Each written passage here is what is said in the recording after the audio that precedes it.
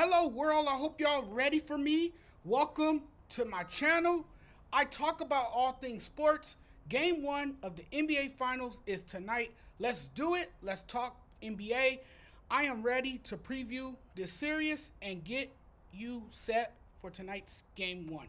Listen, I'll be transparent and honest. Both these teams, the Celtics and the Mavericks, match up really well. This NBA Finals will be one to remember, a chance at redemption for co-stars, a ton of storylines, and tough matchups on both sides. There are so many storylines for the NBA Finals, which makes this series intriguing. Tatum or Luka winning their first titles, Irvin and Porzingis getting revenge against their former teams. Thrilling stuff. Typically, the finals of any sport garners plenty of storylines, but this series in particular feels different because you have a villain. You have two dynamic point guards in the Mavs backcourt. You have a Dallas team that went from one of the smallest teams in the NBA to one of the tallest teams since the trade deadline. You have a Boston team that has 6 guys at least that can get in double figures, but you had the easiest run in the playoffs. And that's partly because the East is a weaker conference. And yes, they unfortunately played teams where their superstars were out because of injuries. But in fairness, you can only play what's in front of you. And they did, and they rolled through the East to get back to the finals. It's not a surprise that they're here. You're looking at a Boston team that's better than what they were 2 years ago. They have more depth. Jason Tatum has grown. Jaylen Brown has improved and is more effective going left. Derek White has had an impact. You added Porzingis, who has made a difference. This has been a 7-year run with Tatum and Brown. It's like, great. Luka is a good player. He is freaking awesome. He's a freaking awesome player. But the Celtics, in a sense, should be able to beat a team with a really good offensive player and a slew of role players.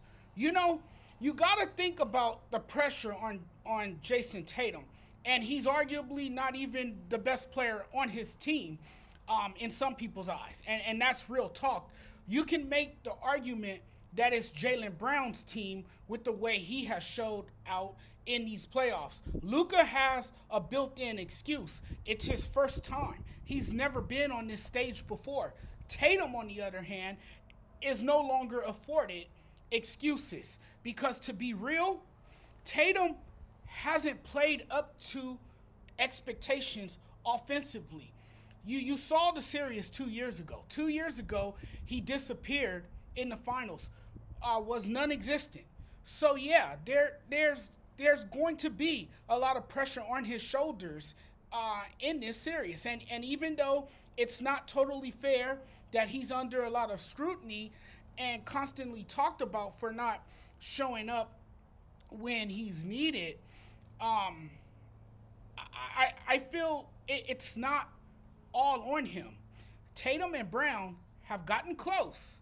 They've gotten very close, and yet it feels like they were never really that close.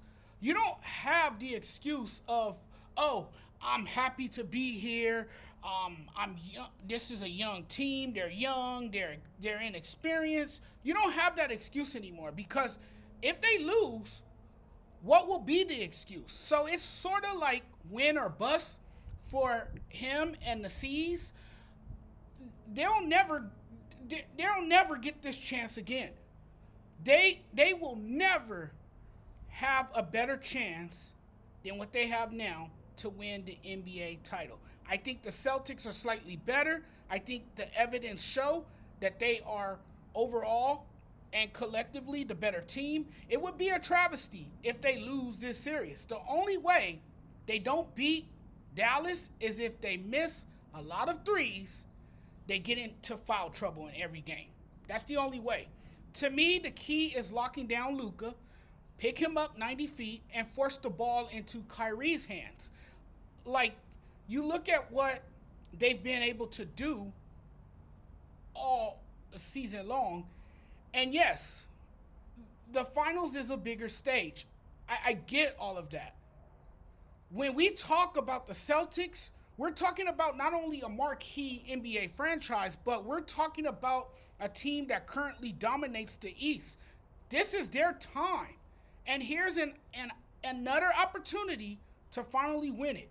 I'm excited for this matchup because we got two of the greatest duels in the NBA, and also a pair of teams looking to make legacies based on how they close. And since we like to measure these players by the number of championships won, this is a series that will definitely define either Luka's legacy or JT or Brown's legacy. We know Kyrie has been there before, but he has a chance to deliver against his former team, which makes this more juicier. He's going back to the Garden, where he's not going to be received. You know, he's going to get booed. He's going to get mercilessly booed. So I'm excited. Boston has been strong all year. They had the best record, best home record and road record, a 23-7 record against the West. Oh, and by the way, they were 10-0 against the Mavs division in the Southwest.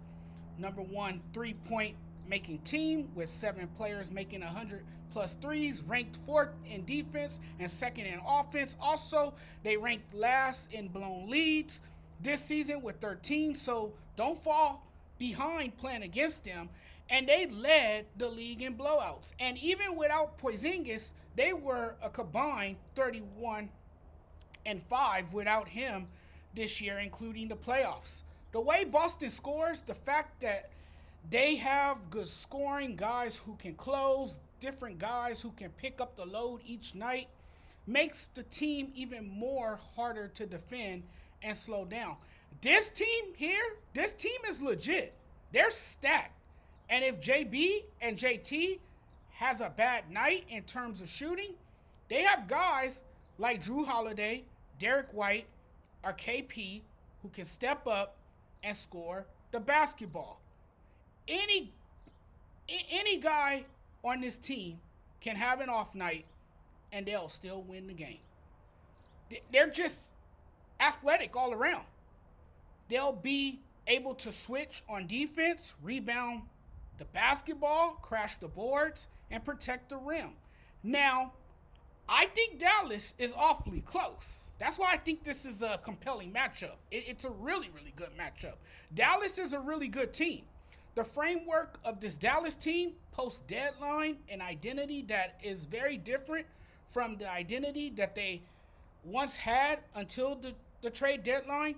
It was a mid-season trade that changed the entire narrative surrounding this team. It was that mid-season trade that changed the whole dynamic of this team, and it's amazing what two players can do when you add them to your roster. And you know, you hear a lot about the rookie Derek Lively and what he has brought to the table. It's been well documented how his versatility has impacted his team. Lively can handle switches and get out to contest on the perimeter. You have a solid rebounder and rim protector, and his short roll playmaking has been underrated all postseason.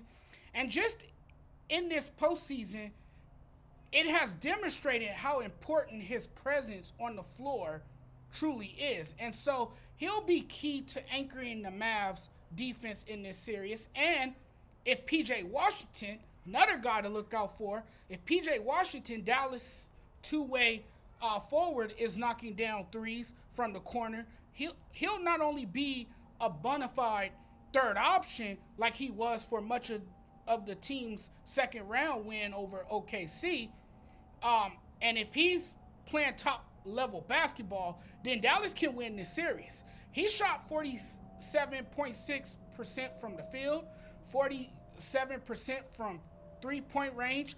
I think he's your X factor. Because you got to realize this. Jason Kidd, a lot of credit to Jason Kidd. Jason Kidd has done a fantastic job. He has proven to be a great coach. And one of the things he does well is that he starts his offense 10 feet behind the three-point line because he got guys like Luka and Kyrie who can pull up. But more than anything, they have the ability where you know they move around the floor and abuse you in every way. So they're going to force Boston to come out and defend them further away from the basket to give them more than enough room to operate. And because of their ability to shoot the three, the defense has to come out and guard. Well, by extending or coming out to guard them, what does that do? You open up the floor more. And when you open up the floor more, somebody is going to be open. And if PJ Washington is as hot as he was in that second round, then yeah, it's going to be tough for Boston to beat this team. But I think if there's one team that can make it tough for Luka and the Dallas Mavs, it's Boston, because what doesn't get talked about enough is their defense. They can't fall asleep, though. Not against a team like Dallas. There's times that their defense can be a little inconsistent and not show up. You have to show up against Dallas. You have to be alert, come out in every game, and set the tone, not only offensively, but defensively as well.